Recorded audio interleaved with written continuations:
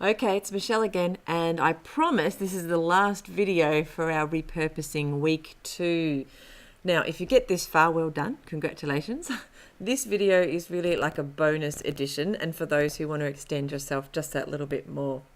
Now, the first thing I want to mention is that you can take your blog post that you've created, that fantastic piece of content, hop over to LinkedIn, to your account. So this is my LinkedIn account, and you click write an article, and you can actually paste, and they will get no penalties for having the same content here as you do on your blog. You can paste that same article over here in, and it's called LinkedIn Pulse. So that's what I've done here. You can see it's pretty much the same. I've done a bit of a cool thing there with the link, but it's pretty much the same. And all I need to do now is hit publish, and now I have published it to...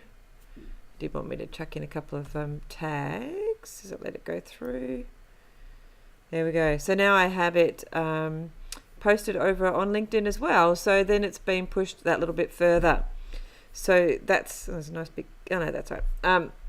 So go do that, especially if your marketplace is particularly LinkedIn focused, like if there's people in your target market who are LinkedIn. So that's a bit of a bonus tip. Now I'll turn that off for now so that we can get the next one up. I have mentioned in text and maybe in one video somewhere, but not actually in these recorded videos for the training. But go get a bit.ly link, because your bit.ly link can then be connected to your buffer, and when you do that you get a whole lot more statistics about what people are doing with the things that you are up to. I think that's my login. Let's have a look. Quickly jump over, hopefully that'll log us in. Anyway, so there you go. So I've got all these statistics now, because every time you put something out on buffer you get a different link, so you can actually track exactly what's happening. So all the different things that we've been doing using buffer, including, so I put up a post about an article that Kissmetrics put up, but even some of the things that I've been putting up for you will pop up in here as well, and I can actually dig in and get a little bit more information about where people are coming from and what they're doing. So I can see that mostly people are coming from Australia, which is interesting. I need to get a few more people on the other side of the big ditch in America, I think, and a couple more of my friends in the UK, so we can even that out a bit. But anyway, you can come in and you get a lot more visibility. You can see stuff, you can track better. I will do a video for you, because it's been requested, for how to set up your Google Analytics, because again that will give you even more granular information, as in like amazingly granular information. And I'll do that in the next day or so. I'll turn that one off. Now, the next bonus tip for this video is planning. Now, I opened this up because I just wanted to give you an overview of my spreadsheet, and it's not, and I haven't done as great a job as I could, but I would like to see you start to think about this. Now, I don't mind giving you a copy of this and you can adjust it to your liking, but you see this big green stuff? That's actually our holidays. Always put that in at first.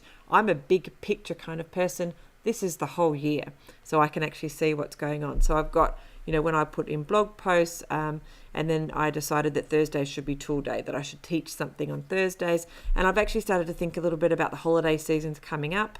So things like Thanksgiving, even though I'm in Australia and it's not a holiday for us, I have a lot of customers and clients who are in America. And so Thanksgiving is important to them, Thanksgiving. So creating something for them in that area, and thinking about it, as you see, ahead of time, not right on, oh, it's Thanksgiving tomorrow, is not a good idea. And the same thing for Christmas. So a big lead up until the holiday, and, you know, starting some sort of promotion for them, or just something I have to come up with it, which is something I do need to apply myself to. And then I'd come in here and put it. But it gives me a big picture idea of what's actually going on, and when I can slot it in. And when I also, like I said, put in my holidays, put in when Simon and I are away, things like that as well. So that's the big pictures thing. And then I have another calendar, which I don't want it to blow your mind, but again, you can have a copy if you like. It on this level is, again, it's a bit more big picture. I have the months going down in columns, as you can see. I have a main theme for each month, and then I have the blog topics and some ideas on what I could do for blog topics in each of those areas. And then there's more subtopics as well. And then further down here, some content that I could create for that. So again, that's much more big picture, just overall what's going on.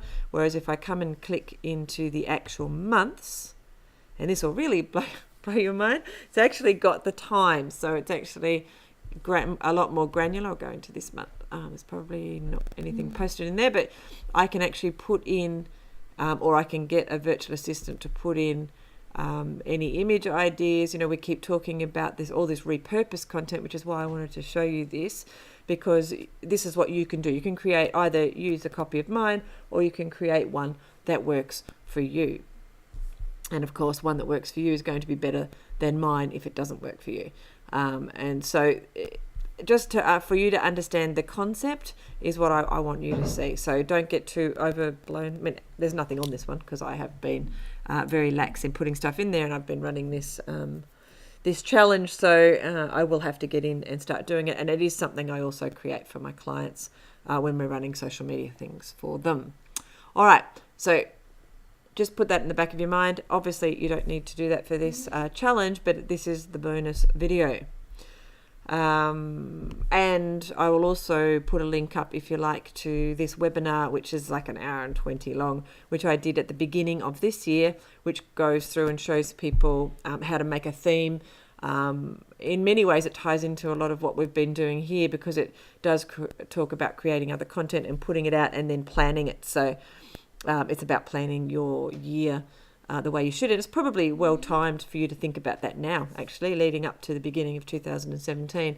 If you can start running with an idea of how your year is going to plan out, you'll be a very long way ahead of everybody, and you won't have to be going, oh my God, I don't know what I'm going to do, because you already would have planned it and it will be on your spreadsheet. So I will put that link there. I don't feel like you have to go and look at it unless you want to get, more into your planning and things like that.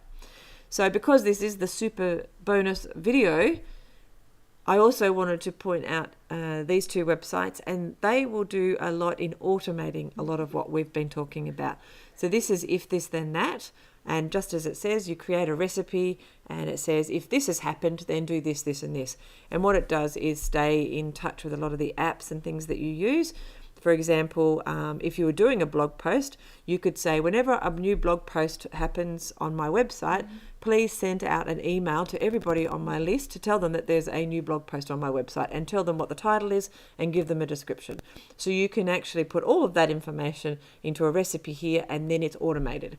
You don't have to then run to MailChimp or Aweber or GetResponse or wherever you're sending your emails from to actually send out an email to tell everybody.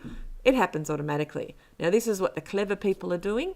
They're not doing all of this themselves. In fact, they're not even paying someone else to do it. There actually is now software that you can where you can automate a lot of this. There are even people who are using this one and this next one, which is called Zapier, which does sort of similar things, but I think it's slightly like this will actually even do more things for you, Zapier. I have used it a couple of times, and Simon uses it quite a bit. But so with this one, even if you create your blog post, there are things that you can do in some of these automated websites where you can set up a recipe or whatever they're calling it, and each one's a little bit different, where it will actually go about creating some of this repurposed content in a way that you've set up previously, if that makes sense. You might still need to throw in a few images or whatever, but you can get it to manipulate what you've created and turn it into something else, and then send it out everywhere. And when you can use it in conjunction with websites like Buffer, and it suddenly becomes quite powerful, and you become a very, very automated business, and the only business that you have is to actually run your business, i.e. create your blog posts and talk to your clients, your customers, and do whatever the business of your business is, and all the other things work around in the background. So that's the bonus video. I don't want to overwhelm you. Don't feel like you have to go and do it, but I think it's a good idea that you actually know and that you're aware that this is available, and it's not just available for people with massive big budgets and incredible crazy brains who are massively technology savvy and are able to work out how to do this. This is actually things that you could actually work out over a weekend. You could get some of this stuff sorted out for your business, even if you have very low technical skills. And you could probably even go to Fiverr and find someone who would do it for you if you wanted to. So just being aware of it, so in the future you can tap into it if you want to. To me, that's my task in this video today, this bonus video, is that you actually understand there's these other things that you can do going forward to actually make everything that we've been doing in this challenge even more amplified, if you like. And some of it you can even stand back and say, hands off, get to work and build my business for me in the background. All right. Thank you so much for listening to these videos. I hope they're helping. Let me know. Pop over to the Facebook group. Keep creating some more content based on your blog post. I really want to see it. I want to see your images. I want to see if you do any videos, any audios. And at the end of the week, I'm going to be really excited to see who's got the biggest count, because that's the big competition. It's very exciting. Also, when you're over in the Facebook group, if you can share your images and things, and then when other people shares theirs, if you could go over to their social media sites and things like that and actually share their content or their cool memes and things with your audience, that would be awesome. And if we can get a little bit of a group thing happening where we're doing that for each other, then that's also going to push all of our content a little bit further, and we'll all be very happy and a very happy team. So, all right, well done. Very proud of you, and I will talk to you over in the Facebook group. Bye.